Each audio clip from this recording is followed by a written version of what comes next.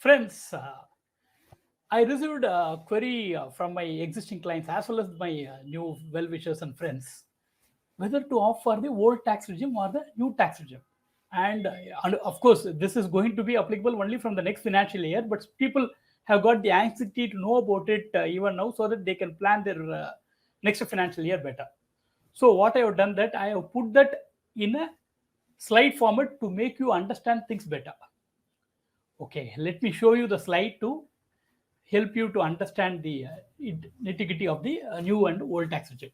Fine. So what I have done in this table is, in this table, I have just given you deductions, allowances which are available in the old as well as in the new.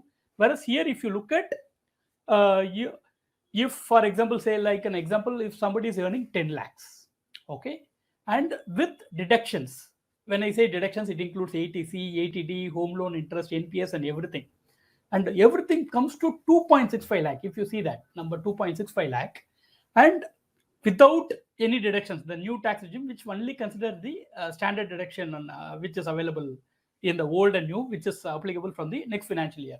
If that amount is also 2.65 lakhs, actually it does not make any difference because the 2.65 lakhs anyhow you will pay as tax in the old tax regime as well as in the new tax regime.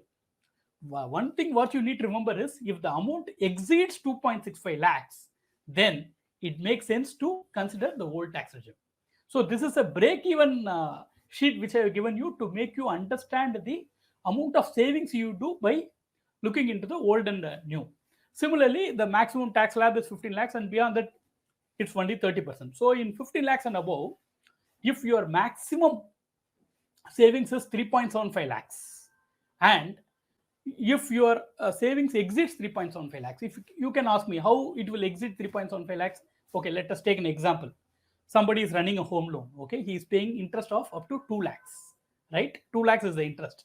Plus, he has a dependent parents where he is paying 50,000 as premium, and for himself he is paying premium of 25,000. His employer has got the employee provident fund, which itself takes care of 1.5 lakhs, right? And plus, he also has a NPS deduction. So, in that case, his total deductible amount exceeds 3.75 lakhs. For him, it makes sense to be in the old tax regime. So, but if the total amount is less than 3.75 lakhs, then actually he can save better amount in new tax regime. This is the clarification which I wanted to provide to you. Fine.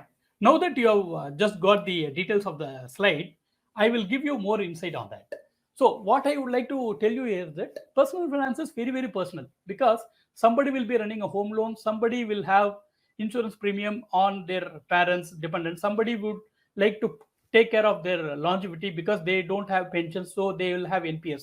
So each person will have different taxable investments done. So in order to decide from the next financial year whether new regime is better or old tax regime is better, always consult a financial advisors like me or a tax consultant or your auditor so that they will tell you what is the taxable amount. For salary, it is very simple. If you can share the pay slip, that itself is good enough to help us to understand what are all the savings you have, what is whether you are having HRA, whether you have the medical insurance, what is the employee provident fund deductions. Everything will we have tools to help you to compute and give you the exact savings number. So this is only applicable from next year, but still you can keep aware about this, right? So before concluding whether to go for the old or the new, always look at your investment holistically and don't make any drastic changes in your long-term goals like retirement or the medical insurance premium. Because please remember, Indian government takes care of the BPL families, which is below poverty line families. For majority of the people, there is no pension from the government. There is no health insurance protection for them, or there is no adequate term insurance protection, or whatever it may be. So it is the breadwinner of the family who has to plan for everything.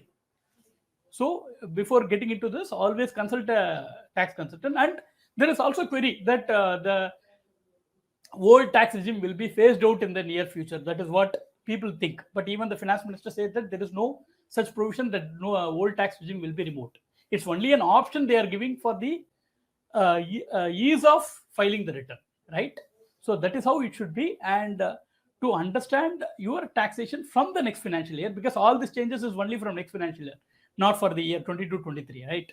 So we are there to help you to plan your finances better, and also to make you financially independent in your long-term financial journey. Thank you for listening, and wishing you a wonderful future.